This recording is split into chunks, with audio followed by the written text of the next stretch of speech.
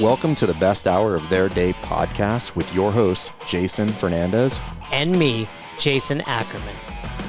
With more than 20 years in the business, as both coaches and affiliate owners, our passion is to help create world-class affiliates and coaches by building better boxes. Welcome to the best hour of your day. Oh boy, Fern. We got a very special guest today. We cannot pronounce your name, but let us say, hey, we're going to refer to you by your maiden name. Is that okay? Formerly, kind of like Prince, formerly known as Burnsy. Formerly known, yeah. Do you have a Bakhtiari. symbol? Do you have a symbol or something you were going to use? A symbol? He's Prince. referring to Prince. Oh, not yet, but I'll work on it. All right, so this is the let's go with the coach formerly known as Meagan Burns. Yeah. How do you say your new last name, your married name? Bakhtiari. Bakhtiari. Now, Fern. There you go. Like bok choy. Like bok choy. Yes, exactly like the vegetable. Got it. Fern, now for you, this isn't such a big deal. But Meg and I, what I'm going to say, Meg, is you and I worked together 10 years ago. Now look at us. Like you and I were in such, let's call it insane relationships. Can we use that? Is that a good word? Would you say that? Sure. Yeah. Insane relationships. We're going there. No. We're not going to go there. Okay, That's, we're not going there. Not about mine. Yeah. We can go there about Meg's, not about mine. And now look at us. We're married. It's crazy. You've got a kid. I got a kid. Oh yeah. Forgot about that. Forgot that much. Like, look at that. No, but you and I go way back. I don't really know your relationship with Fern. Obviously we're all on staff together. You've probably worked some seminars together, but in that period of time where you and I and Fern, like 2013 era, when we all kind of got on, you and I were working together fairly regularly. So we spent a lot of time together. Yeah. And last time I was on, I was just with Fern on this podcast. Mm-hmm. So I was like, I don't know what to expect now that Ackerman's going to be on. Yeah. Essentially just way worse. I was going to say, I'm pretty much the one that keeps the train rolling. Got it. I keep it on track. I've definitely been able to tell that through all the podcasts I've listened. Yeah. Well, I know you don't listen to this show. Don't lie. No, I do. I actually do. Yeah. I actually do. Yeah. Is it valuable? You getting some good stuff out of it? You learning how to coach better? Yeah. I'm just getting a lot of feedback to give to you in the future. Yeah. Well, let's talk. Let's give you a little introduction. I mean, obviously, seminar staff are going, crazy. The three of us, 10 years of our lives, traveling the world, coaching seminars. You also have such a tremendous, resume of places you've coached. Invoke with Christmas Abbott, right? Who's been on the show. And did you know Ben Javolsky? Yeah. WOD prep dude, right? Mm-hmm. So, Ben, you also made it up to the, Massachusetts area at the One Nations, different gyms there. And now you're in San Fran. You're the sport brand management executive vice president to the regional manager for the Phoenix. Is that right? Did I get the title right? I'll take it. What's your official title at the Phoenix? Sport brand partnership manager. So basically just managing the partnership between us and Phoenix. Is it the Phoenix? CrossFit and Phoenix, sorry. Is it the Phoenix or Phoenix? The Phoenix. It is the Phoenix. So, I mean, let's talk a little bit about that because it's super important. And I'll tell you what, every time I'm at a seminar and talking to people these days, I feel like there's more people representing you guys. So I want to hear about your role specifically, but can you give us a little bit of the background on how the Phoenix got started? Yeah, so the Phoenix has been around since 2006. The founder, Scott Strode, started the Denver location. So we have a few brick and mortar locations. Our most well-known, I would say, would be Denver and Boston. And since 2006, we've been serving people through fitness, yoga, meditation, all for free that are struggling with substance use disorder. So that's our main mission, to serve people in recovery.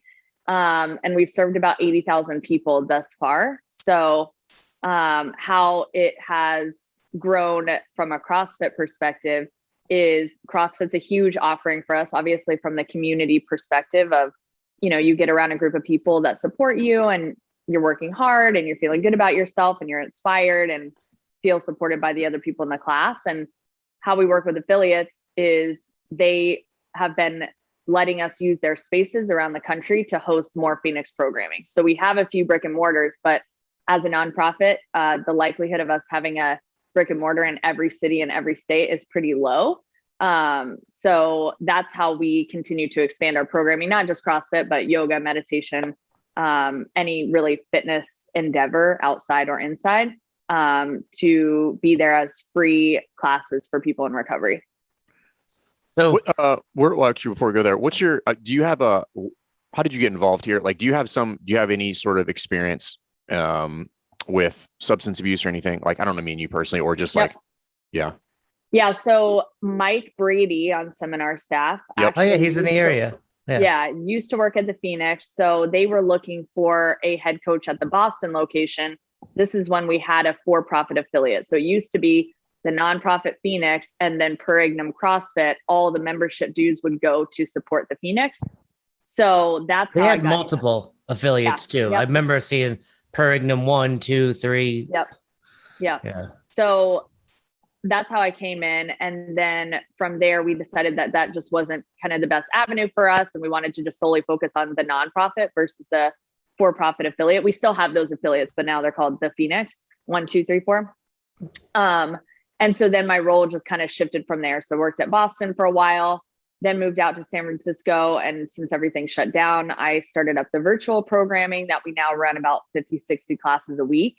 And then from there, once we established a more official partnership with CrossFit, it sort of made sense for my role on seminar staff and involvement in the CrossFit community. And obviously I've been working for Phoenix for a while now to take on that role of managing the partnership. Very cool. So when you say 60 classes a week, that's at one location or all your locations? That's just virtual. So got it. Okay. A week, I don't even know. It'd be a massive amount because affiliates alone, we have about 95 affiliates, and that's just affiliates. So that's not accounting for other chapters we have. We're in about 30 states right now. So yeah. How does an affiliate get signed up with you guys? So we actually just launched a affiliate landing page within our website. So they could come on with us and have come on with us before we launch this page. But now that we have the page, it gives more information. So if you're looking to host at your affiliate, you see all the information on this landing page, and then you can go to fill out an intake form, which asks you more questions of, do you have some volunteers that are maybe passionate about our mission that would like to coach the classes? Or are you like, if Fern's like, I don't have the coaches, but I have the space. So if you guys have volunteers in the area, we're open on Sundays for you to come in and lead a class. So we are able to get more information on what the affiliate is looking for and really kind of guide them through more of, we want to give more of like a white glove experience to the affiliate owners, just because without spaces, or just space providers in general, but without space providers, we wouldn't be able to expand our programming. And obviously substance use disorder is a huge problem in the US and worldwide, that the more we can get this into the hands of people in different cities and states, the better we are as a society. But, before we go any further, this is for Katie's help. There's a dog behind you. Oh, yeah. And Katie's, I can tell, wants to know more. Oh, see, Katie? For those of you, if you're not watching on YouTube, what is that, a doodle? You got a doodle? Little mini golden doodle. I'm just praying that he stays asleep because he's a barker. So it's like Jack, like Katie's dog, Jack. He's literally running around the apartment right now. So yeah. Katie has to mute herself to keep that dog out. Look at you, full family, huh? Married and a dog. Yeah, we got little like family pictures. How old are you now? 21? 31. You're 31? Man, I was going to say this, I believe this to be, were you at the time, and maybe still to this day, the youngest person to be hired on Seminar? You know who it might? No, me and Joey Dill. I was going to say Joey Dill. Right. Yeah. That's Yeah. right. Joey, Meagan, and he I. still looks 21. Yeah, he's still. So he's in his 30s as well. He's married too. But, Joey, Meagan, and I, along with probably a handful of others, Keith Wittenstein, who else was in the North? Obviously Ariana. Austin, Cariana, Denise. Yep. Yeah, we just nonstop work together for like 5 straight years. So it was, to see us all mature. I mean, I could use that word loosely, mature.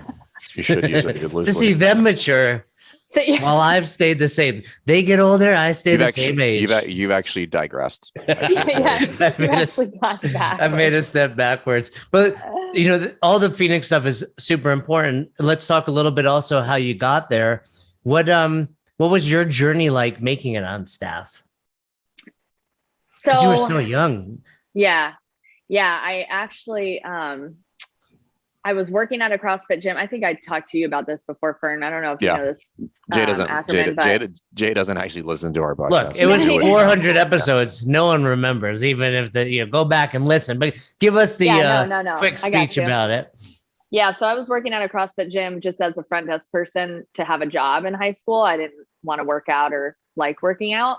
So that was interesting. But then finally decided to try a workout. And then from there, got more into CrossFit, got excited about the potential of coaching, or that was something that I wanted to do. And the coach or the owner of that facility was like, you'll never be a coach. Like, you don't have the right personality or the athleticism or whatever. So that was pretty, I would say, devastating at the time. But a few months before that, Christmas Abbott became a member of that gym and was opening her own facility. So she really welcomed me with open arms when I was like, hey, I don't know anything. Like, can I just learn from you and intern from you? And I remember just watching classes for free, not getting paid or anything like that. But also she was giving me a lot of her time for free, just out of the good of her heart. And that's one thing I love about CrossFitters is like, we give a lot.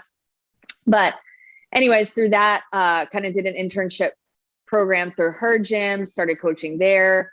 And then she was going through the internship process on seminar staff. So I was helping her with her demos and recording her and just kind of learning as she was learning. And then that became a goal of mine. So then she helped me prepare for the internship and then wrote in an essay and was lucky enough to get an internship and didn't really know what I was doing, but I think everybody liked my personality. So I was like, okay, at least I got the personality. You and Jay, you guys you're not very good coaches, but you're very likable. Fake it till you make it. Yeah. And Joe Alexander, I think, said maybe one word to me on my first internship. So I was like, okay, this guy hates me. And he actually didn't hate me, but so did one more internship and then ended up getting on after that. 2. Fucking rock star. You look at this. I mean, that's incredible. I would have done 2 had I not blown it on the second one. Had you known the progressions, I would have done better. I actually, when you brought that up, it sparked a memory. I don't know if they do this anymore. I think they actually do like a Zoom interview now. Do either one of you by chance have the essay that you wrote for that to get on staff?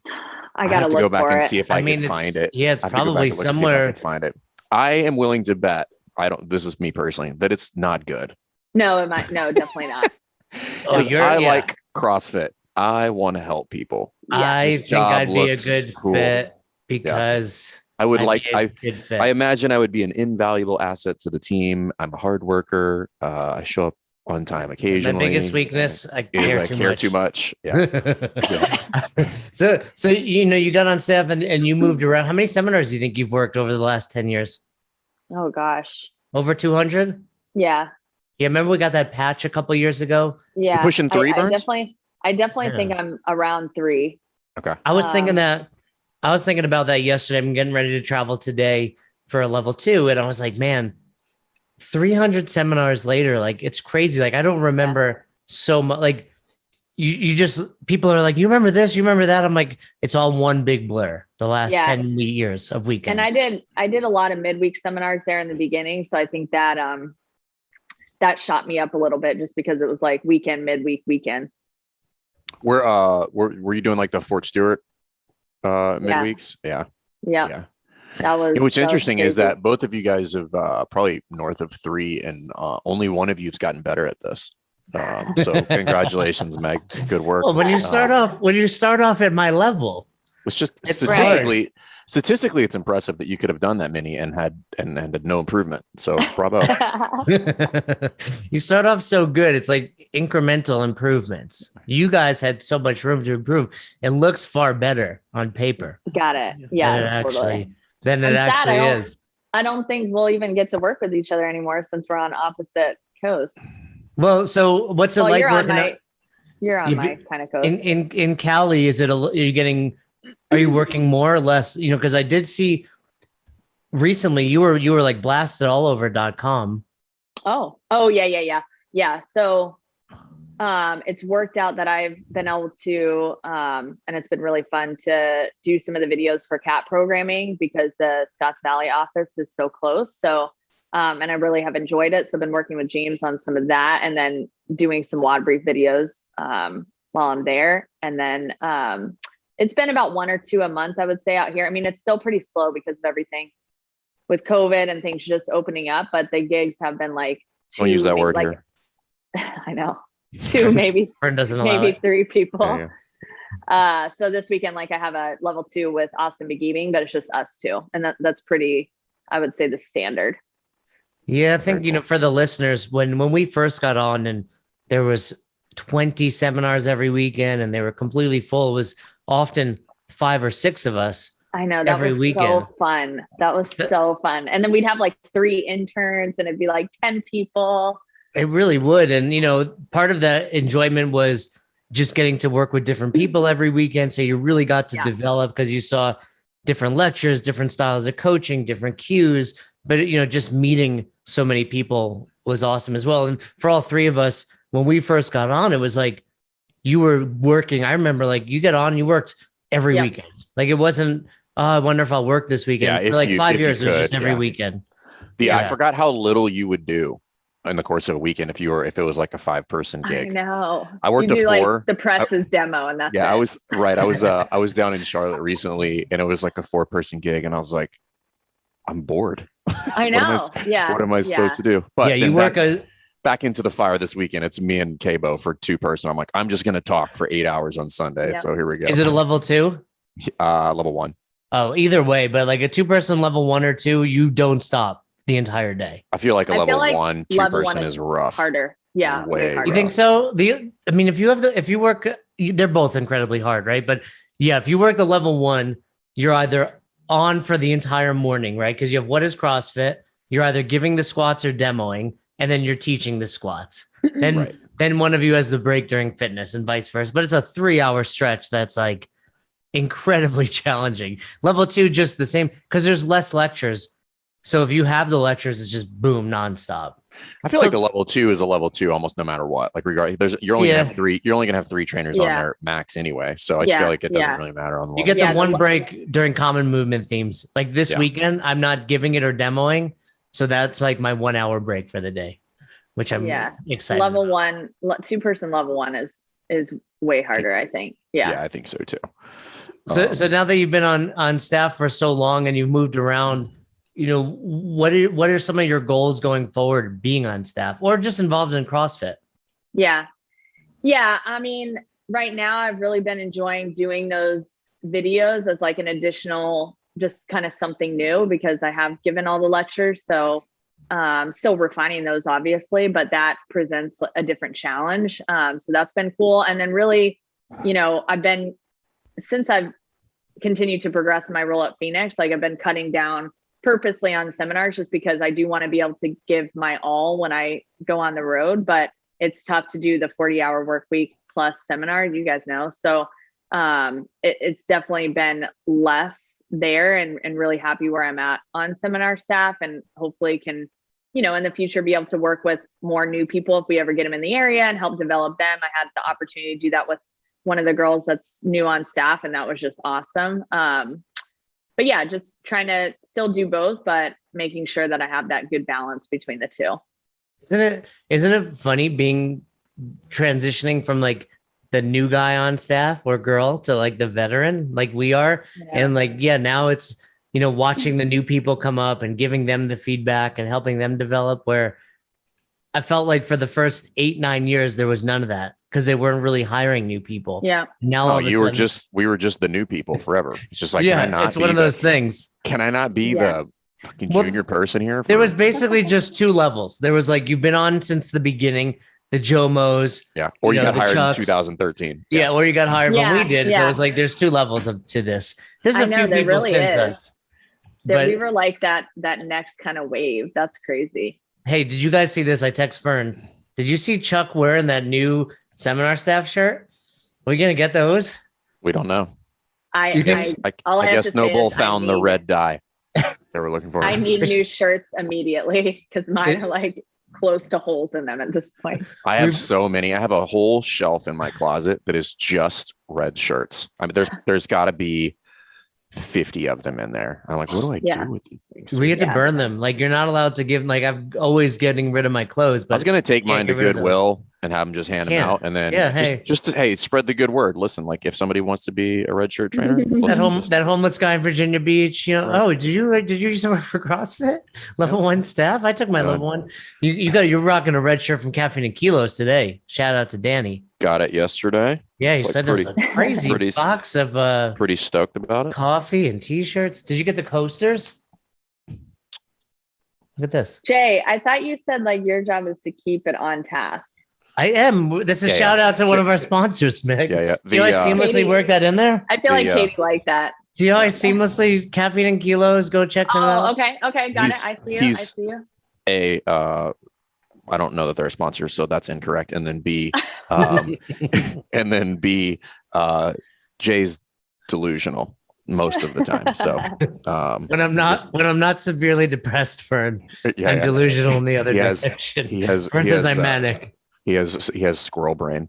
But the so you said you Wait, have Meg, let 95 me ask before you go to this. What's your first memory of each of us on staff? Oh, gosh.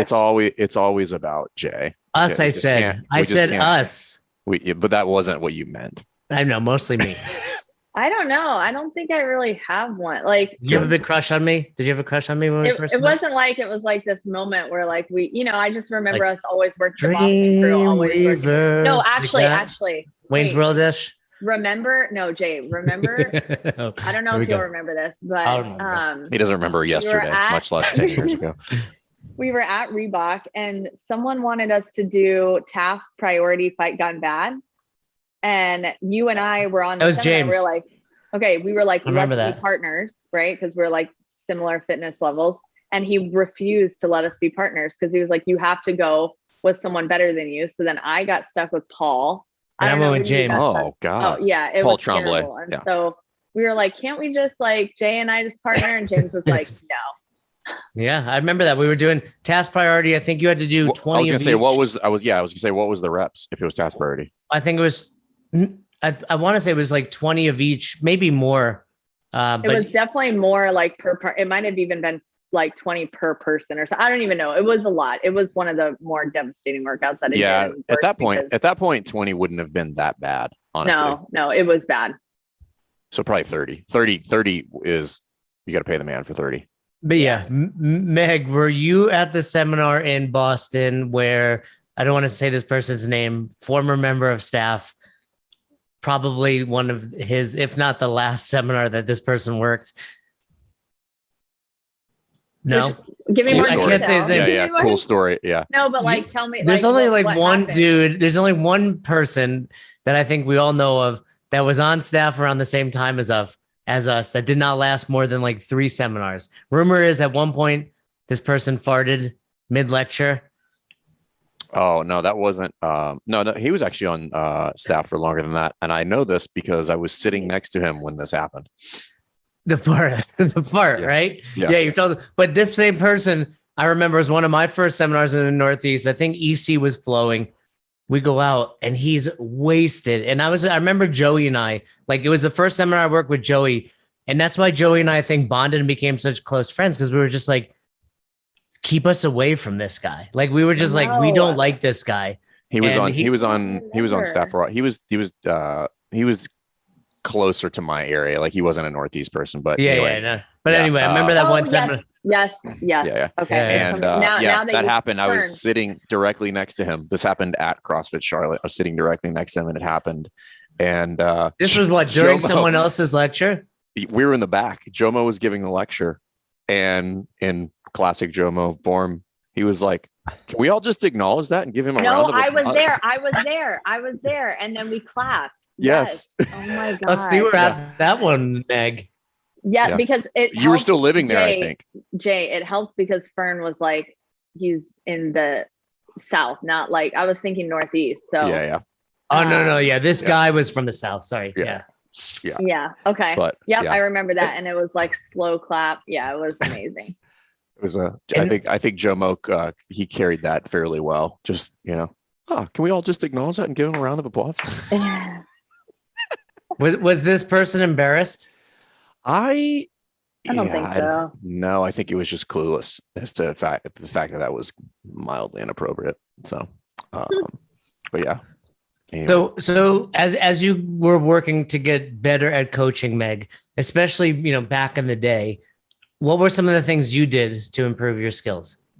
Yeah, I think a lot of it was probably just building more confidence, especially as a female trainer, and finding my voice and being able to kind of speak with authority in lectures. Like I remember that a lot of really working on posture and working on being precise and having the confidence. I mean, I still get nervous and, all that going into it, but the confidence level is different than it was in the beginning. And I think once I established that, then, that helped a lot of my coaching and also just being more so embracing where I was at. So if I, didn't have the ability to do something or a skill, I'd be working on it instead of hiding it and being ashamed of it, and bringing other people into that of like, hey, this is what's working for me and how I've been getting better at it versus like every time, a higher skill movement comes up, I'm like, just kind of go dark and not say anything. I'd be like, yeah, I'm working on it right now. Don't have it. But, and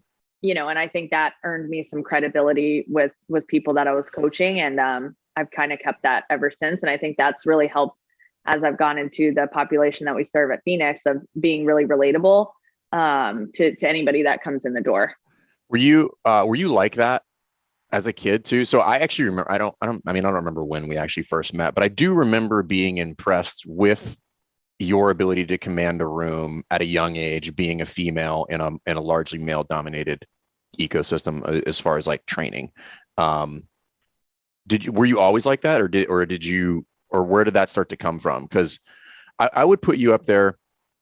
I think you and Lindsay both do a exceptional job with regard to presence and attitude and as far as like commanding a room when you're coaching.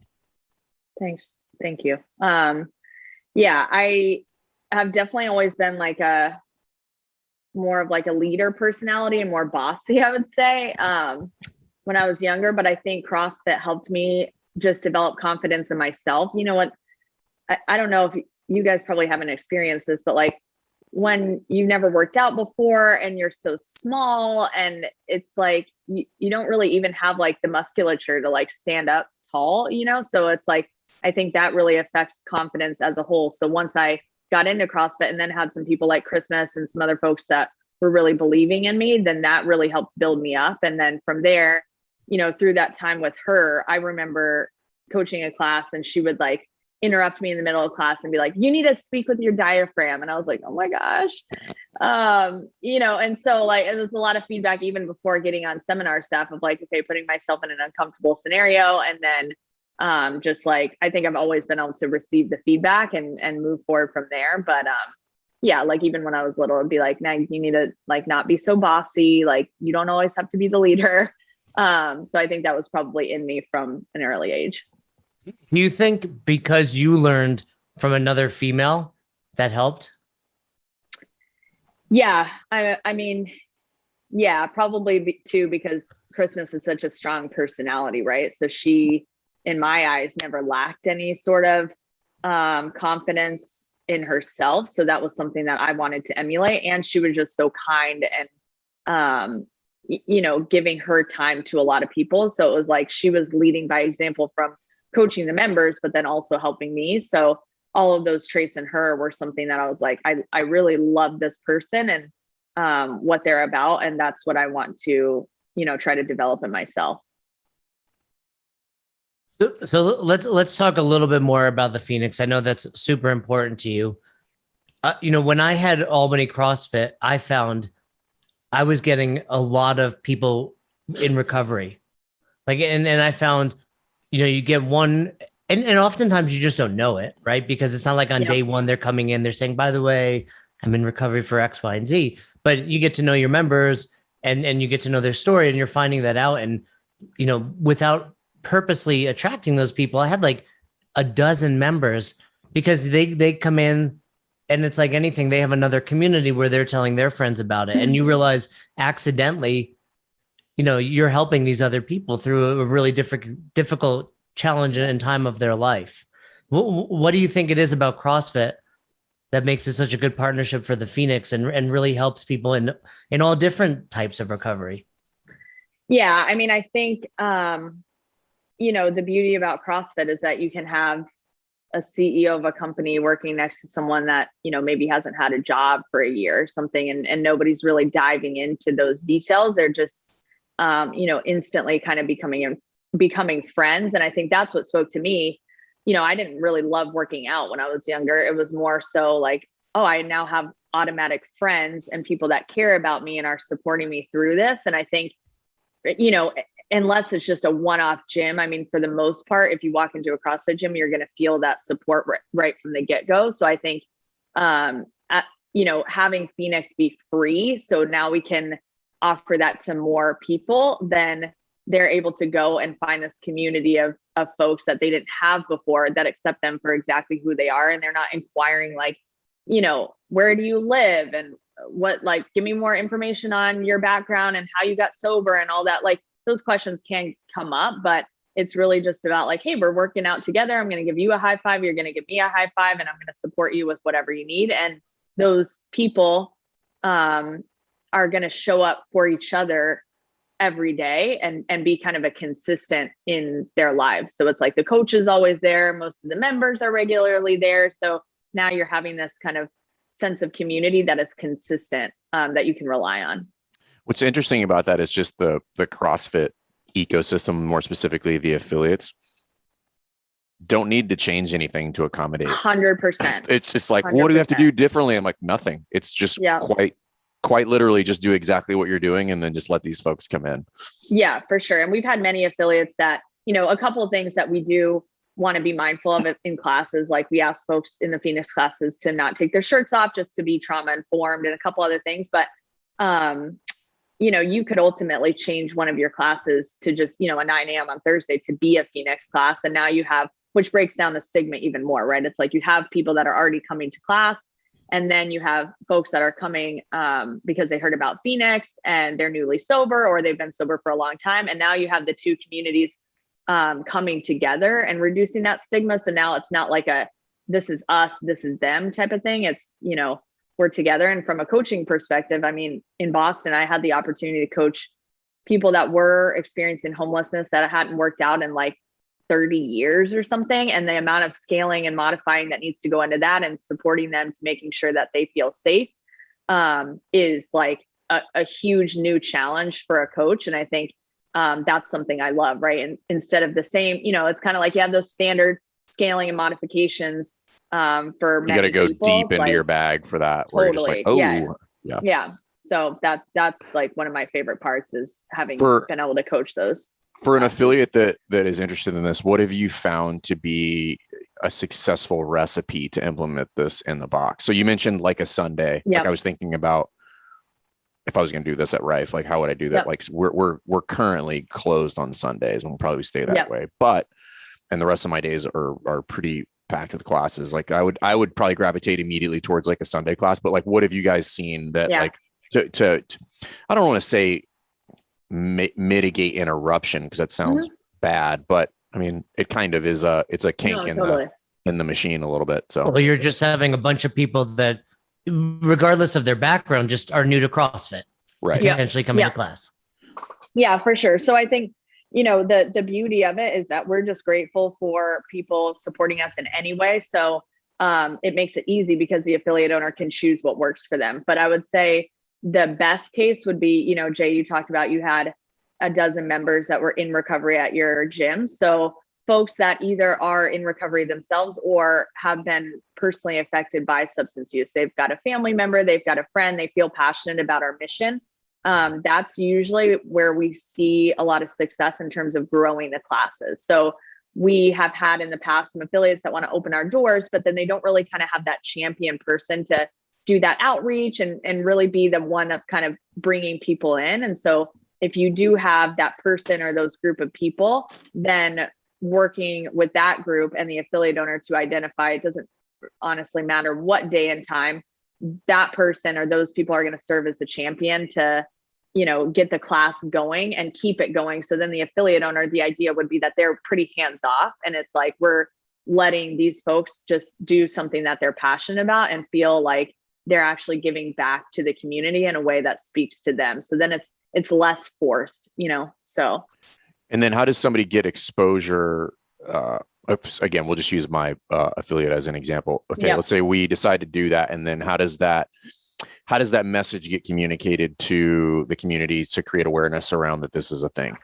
Yeah. So if the affiliate has some folks in recovery, some of them, and it's not, we respect all pathways to recovery, but there may be someone that's part of a 12-step program or AA that they can then start to tell their community of people. And likely they have somebody, if they've been in recovery for a little while, they have someone or a community of people that they've been surrounded with that they can then share, or they know treatment centers in the area that they can just go do outreach and drop a flyer. But like I said, they're going to be a little bit more tapped into the community that they're in and also feel passionate about getting folks in. So if you have someone that does not really know much about recovery or substance use, it doesn't mean that they can't start up a program. It just is helpful to at least get some education around that. So, okay, where are the community centers or where are the shelters or where are the treatment centers that I can go to do some of this outreach and have it be, shown that it's an available offering for people in that area. Do you see, and I don't know if how you kind of track this kind of stuff within the organization, but is Phoenix and these affiliates, are they seeing people, make the transition from wherever they're at in that road to recovery? And I know they kind of all define it a little bit differently, but their sobriety, and then they kind of transition out of that program and then they become just a normal standing member of the community. Yeah. So I would say that, when someone gets involved with Phoenix, it's less about, it's not really viewed as like you come in and you're, day 2 of your sobriety journey. And then once you get to year 3, like you moved on from that, it's always likely you usually will see it as a part of you, but then your kind of thought is to continue to give back to the community and help others that are wanting to go on this journey of sobriety. And so I would say most of the people that join Phoenix are like lifelong members. And then we also have people that, are not in recovery, but want to support Phoenix and have had a family member, friend affected by it, that they just come all the time to Phoenix classes because then they're around people that they know are also supporting the mission. They feel great about supporting the mission. And then we sometimes even have people that are like, hey, I've been coming to Phoenix just because I like this group of people for a year. And I actually haven't had a drink in a year. And this is not something that I even thought that I needed to address. But now just being around this community, I feel support to do so. So it's kind of, the benefit of Phoenix is seen in a lot of different ways, but I would say people just continue to come and be part of that community. And then it's less about okay, I know that Ackerman has 1 year sober and I only have 2 months and Fern has 6 years. It's we're just kind of all there to do the workout, which is exactly like CrossFit of we're not, necessarily inquiring the background, but then a lot of those powerful stories will come up. I'm sure, you guys have had the opportunity here at seminars where Phoenix maybe gets brought up and then you hear of somebody that's gone on this incredible journey through finding CrossFit and their sobriety journey that they wouldn't have otherwise shared just from feeling safe in a community of people.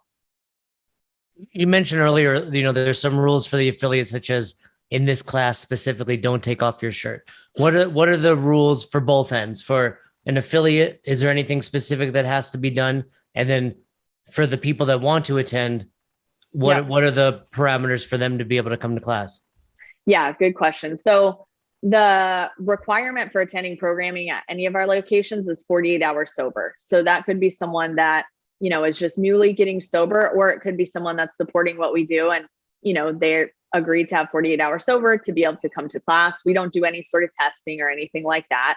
But the community standards is what we call them. So we try to share them less as rules and more of just kind of the why behind doing them. So a couple things like, the 48 hours, keeping shirts on, trying to avoid any sort of curse words or music that might have that. And the why behind those things is to make sure that it is a trauma-informed environment. That, that's one thing that I've learned with Phoenix is that you really don't know. And I know we talk about this a lot with CrossFit, but it's to a new level that you truly do not know what's going on with people outside of the gym. And you don't know what's going to affect them from their past trauma, and being able to learn more about that has helped me tremendously at a coach at the gym that I coach at down the street, and, interacting with people that are late or maybe have an attitude or something like that, my experience with Phoenix and thinking through that trauma-informed lens has helped tremendously. Is it important that the coach for your classes offered to the Phoenix is in recovery or doesn't drink or do that type of stuff? Good question. Yeah. So I would say we used to just have it be a peer-to-peer support model. And I think that's amazing. If we do have someone that can coach the class that is a peer in recovery, obviously they're going to be able to relate in a different way. But as someone that has coached Phoenix classes for a long time and is not in recovery and a supporter of we definitely welcome people that are supporting, but I think it's, maybe not the best fit for everyone, depending on their, mission alignment and what they've maybe experienced in their life. But I would say majority of people that support what we do and are not in recovery, that coach, have a connection via family member or a friend where they're like, hey, this is just something that I'm truly passionate about because I experienced this in my life.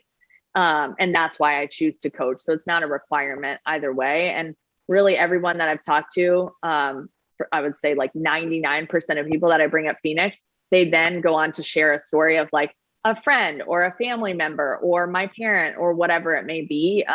And I think it's just I know we hear this a lot of like the opioid crisis and all that, but I think people truly don't realize like how big of a thing that this is, that there are so many people affected by it, not just those that are now in recovery or working to get sober, but those that are family members or friends of people that have gone through that. So to be clear, we talk a lot when we refer to the Phoenix, oftentimes people are like drinking and drugs, right? Mm-hmm. So what you're saying is if you have a family member, a friend that's in recovery, you are welcome. Yep. Correct. And then B, there's other addictions out there, right? I mean, the one that pops into my head is like, there's gambling addiction. I'm sure there's others, sex addiction, right? Are those also a part of this? Yeah, it's really, anybody, as long as they have the 48 hours sober. So it doesn't have to be like, again, we're not inquiring like what somebody is dealing with. So if they have the 48 hours, they know that this is going to be a free offering for them. They have a community of people, a safe, supportive environment where they're going to feel like they can thrive and be themselves and get the support that they need with whatever they have going through. And like I said, like we don't usually have to ask anything. It's just like you're kind of, Jay, if you were coaching the classes, you're just doing your thing, being yourself, fill out the waiver, caring about people. Right. And then they come up and be like, hey, I just want to let you know you've been coaching me for 3 months. And this has been my experience outside the gym. Just wanted to share that with you. And you're like, I didn't even know I was having that big of an effect on you, but I did. And, thank you for sharing that. So a lot of times that stuff will come up just because people then feel comfortable talking and sharing their story. And then, within our brick and mortars, we've had some just epic stories and experiences happen. And same thing with our chapters that aren't brick and mortars, but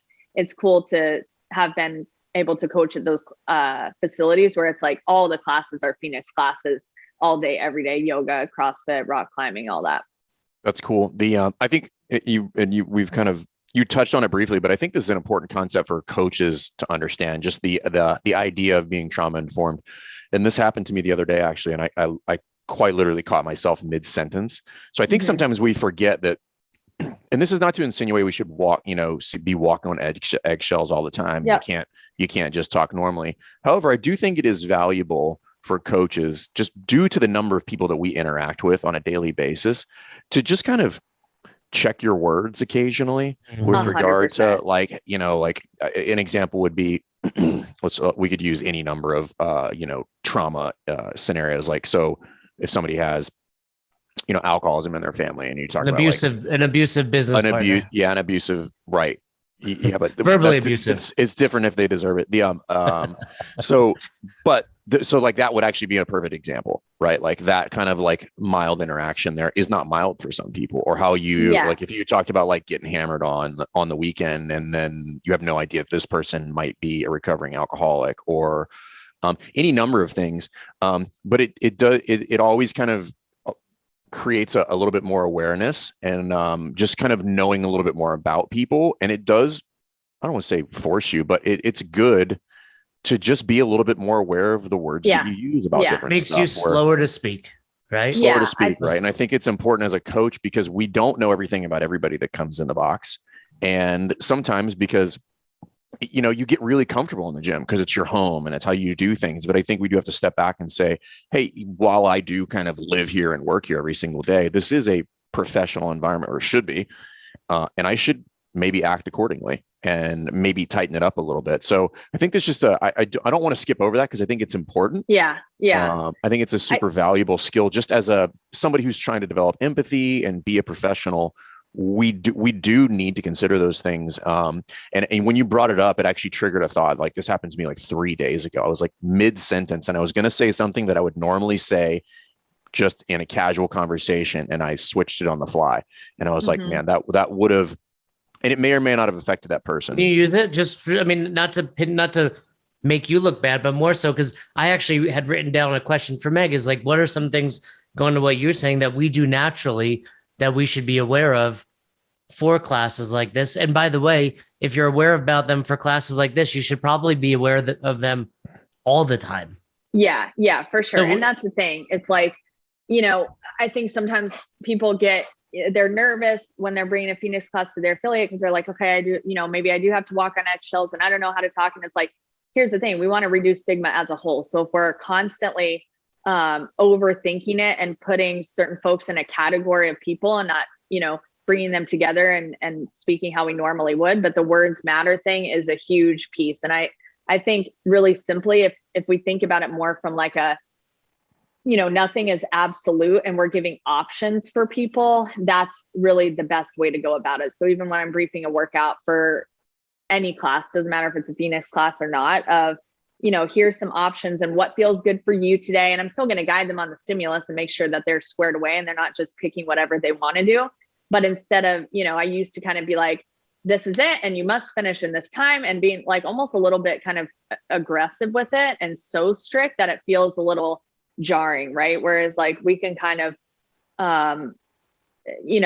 let people know that there are different options for them, like right from the get-go, to make them feel safe and kind of it's things that people are doing anyways in the gym, right? If they're good coaches, of like, they see, people see handstand walks on the board and it's like, are you briefing that right from the get of, here's some other options for you and maybe demoing some things, or are you just, kind of brushing that off? So they're sitting there scared for the first 15 minutes that they're going to have to handstand walk until you finally get the words out like, oh, here's a scaling option, So it's kind of, I think, laying it up like that. But I really don't change a ton of how I coach, other than just being aware that, I have been able to coach folks that are coming off the street that are homeless and, newly sober or whatever it may be, that other people may have coached these people without knowing it. But since I knew that was a population coming in, then it just made me more aware that then I could take that to other classes. And I don't know if someone at the gym down the street that's not a Phoenix gym if there are folks that are experiencing that too, and just being mindful of that. Cool. Do you have any numbers as far as statistics go of people that are a part of the Phoenix as far as sticking to recovery? Yeah, I believe about 80% in terms of staying sober with the data that we've collected thus far, at least in the first few months. That's great. How does that stack up against other different types of recovery programs? It's kind of hard to tell because treatment center, so there are about 23 million people in recovery. Not all of them go to treatment. Right. Many of them that do go to treatment will have at least one relapse. So treatment centers oftentimes are just reporting out on that. And then we're not seeing the other amount of folks that aren't going to treatment. And sometimes, we've had people that are like, I just got sober through starting to come to CrossFit. Like, It doesn't have to always be, there's a bunch of different journeys, whether it's religion or 12-step or AA or, whatever it may be. People get sober in all different ways. So as long as we are providing this environment where people feel like they can continue to show up and have that support, that's how we're able to support folks staying on that recovery journey. And it's not that we don't, have folks relapse, but that's why we have the 48 hours. So they feel like, they can come back and nobody's going to be judgmental to them. Right. And for coaches that are coaching Phoenix classes that maybe are new to this, it's like we do our best to provide resources and support for individuals to understand how to best support people that come in and maybe aren't 48 hours and they have to, still support them, but can't have them participate in programming and, just being empathetic as a whole, just like you would, that late person that comes in. Obviously there are scenarios where you need to address that, but it's like, instead of just the default, like, oh, this is pissing me off. It's like, let me just slow down for a second, have a conversation with this person, see what's going on. And then explain the why behind, why being on time is important. It's like, that's how you can really address any scenario. It's just talking to people and caring about them. So if a box is interested, they've listened, they're ready to get going with the Phoenix, what do they do? So they can now go to the phoenix.org/affiliate. And that page is specifically for them. And then from there, if they were to fill out the intake form that they are interested in getting involved, we have volunteer trainings that are on demand. We have toolkits for them to do, just like you were asking, Fern, about like the outreach and things like that we've really built out this kind of massive volunteer structure and process, because our goal is to get 10,000 volunteers in the next 5 years. And our goal this year is 2,000. So if we can kind of make it easier for people and have that process, then that's going to get us to that goal. Awesome. So hopefully we a couple of people hear this. Like you said, you don't have to change anything. You just have to open up a class. Is there a minimum number of classes they have to do a week? No, and it can even be like a one-time special event or once a month. It really depends on the affiliate. But I think too, beyond that, if someone's listening and they're like, my affiliate it's not the best time for us, like, you can see if there's a Phoenix in your area. And that's actually how we ended up hiring Larry. I don't know if you guys saw that he now works for us, Larry Thomas. No. Is he just started volunteering for Phoenix. So he just felt passionate about the mission, started volunteering, and then an opportunity arose. But any coach can go, and I think it's a great opportunity to develop more skills of working with people in different populations and just giving back your time, just like Christmas gave me, right? Of like, how can I give back my time to really serve the community and more people than I have had the opportunity to do so. Yeah, I love it. I might have a class here at Best Hour CrossFit. Love it. You got time in the schedule for that? It's a busy schedule, but like Meagan said, you just make one of your classes a Phoenix class. There you go. Yeah. And it's a great way to give back. Like I said, I remember vividly at Albany CrossFit, like so many people coming in, and there wasn't a company or an organization, I should say, like the Phoenix back then. So I was just doing CrossFit and they were giving. Let me ask you one last question. How do you answer this question? Because this was something I do get quite a bit, where they say, well, you're replacing one addiction with another. How do you handle that question? Because obviously it's easy. It's like, yeah, but it's health, it's fitness. Like, yeah. But to some people, that is kind of what's going on, right? They're like, the idea, especially back in the day, they were so addicted to CrossFit. Now with limited options, maybe they don't quite go as nuts as we were, back then. But how do you answer that question? Probably not like a mind-blowing answer just because you already said it. But I mean, I do think that it's like, yeah, maybe, well, I think CrossFit works for folks coming to the Phoenix because it is a fitness program where you can continue to strive to be better. So, that's why we keep coming back for more, because we're like, oh, we want to hire a deadlift and we want to get this skill and whatever it may be. That's not always the case in other fitness modalities. So I think it makes it easier to get so wrapped up in it, which is, obviously a healthy addiction, and a group of supportive people. But I think that's what helps build confidence, is like they then see that they can lift this even 35-pound barbell off the ground. They're like, oh dang, like I'm super strong. If I can do this in the gym, then I can now go do this in my outside life. So that's why I think we've had such success with CrossFit, that other fitness programs don't always do the same, and other modalities, or maybe some do just in different ways. But yeah. No, I think you're right. I think the answer. Yeah, I think the answer to that kind of already lies within the way to answer that already lies within that the addiction community, which is progress, not perfection. It's like we're not trying to fix them. Like it's a better option, and we'll start there. Yeah. So let's just do that. It's like taking a client from Mountain Dew to Diet Mountain Dew. Right. Yeah. Right. This isn't progress, not perfection. I like that.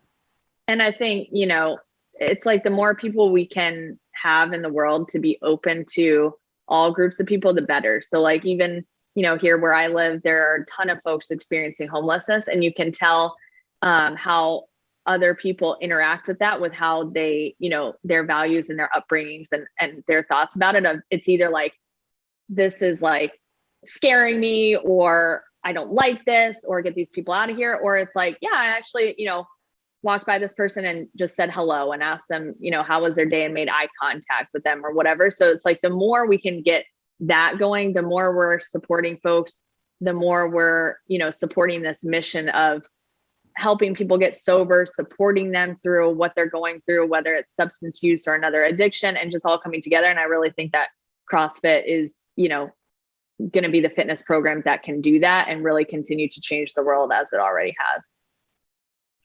Love it. Well, the coach formerly known as Meagan Burns, it's been a pleasure catching up with you. You've got great stuff going on. Great seeing your growth over the last 10 years. Looking at your growth makes me realize how little I've grown. And hey, progress, not perfection. And now that you say that, Fern, I appreciate it, because that's me. I'm the progress, not perfection. Meanwhile, Meg's over there growing like crazy, getting married, moving around, doing awesome things for this awesome organization. So thanks, Jay. It's like my little girl's all grown up, this Meagan Burns. That's what's happening. How old are you, Jay? Are you like, oh no, this show is not about me. This show is not about me, Meg, because we're focused on you today. He just got his AARP card, so that's good. Let me put it this way. My weights are not lower than yours in the open, which I feel like is a mistake. That should happen. I did see your squat snatch PR though the other day. You posted? Yeah, well, that was 6 years ago, Meg. Yeah. Oh, it was 6 years. Okay. Jay likes to relive the glory days. Yeah. Doing a throwback. Okay, got it. Yep. Yeah, I could also throw a football over that mountain over there. Yeah, got it. So if you want to see that, come to Boulder. Anyway, Uncle Rico. It's great to see you. Hopefully, I'm holding out hope that we get together this year, all of us. Hey, you got any insight? I know you're big in the with home office these days. It's not happening this year. No, people always ask me like if I know anything, and I'm like, I know nothing. I'm not on the in. I'm not on the in. It's not. I know it's not happening this year. I think they're shooting for next year. Fern is clearly on the in. Fern's clearly on the in. Yeah. So hopefully we will see you at some other point. Hey, in San Francisco, the one thing, best dim sum ever. Do you like dim sum? Yeah. So obviously there's Chinatown in San Francisco. We can say that, right? We can say Chinatown. Canceled now. Okay. I don't know what I'm allowed to say anymore. Anyway, go there. There's plenty of dim sum restaurants, but Check it out. Maybe take your husband. You don't have one. Yeah, that's a terrible lead in. Yeah, you're just like, oh yeah, they have a Chinatown. I'll look it up. I'll look it up. That's the extent. That was the extent of your recommendation, is that they have dim sum in Chinatown. First of all, that was super helpful. Yeah. Anyone listening knows dim sum is one of those styles of restaurants that is very similar wherever you go, so long as you're in Chinatown. But I will find the one. Roz and I went on our honeymoon and it was fantastic. Okay. You should start a restaurant review business, Jay. It will go well. Yeah. Just about as well as Best Hour CrossFit. Yeah. Everybody gets 5 stars. Join my platform. If I like it, yeah. Everything's good. If your restaurant is good, I assume everything in the area is good. How's that? How's that for you? Anyway, sure. Meagan Burns, Bakhtiari. Bakhtiari. Close enough. Let's be honest. That's as good as it gets today. That's as good as it gets on a Friday morning, Meg. It's been great catching up with you. And, we keep us posted on all things with the Phoenix and in your life. And your dog slept the entire time. Nice job. There you go. I woke up. Thanks for checking out this episode of the Best Hour of Their Day podcast. We appreciate you listening and choosing to have us help you in your passion for coaching and affiliate ownership. You can find more episodes just like this on all podcast platforms. If you're interested in learning more, you can reach out to us on any social media platforms, or you can visit www.besthouroftheirday.com to book a call. If you found this episode helpful for you, please share it so that we can help other coaches and affiliate owners to help build a bigger and stronger CrossFit community. Thanks for listening.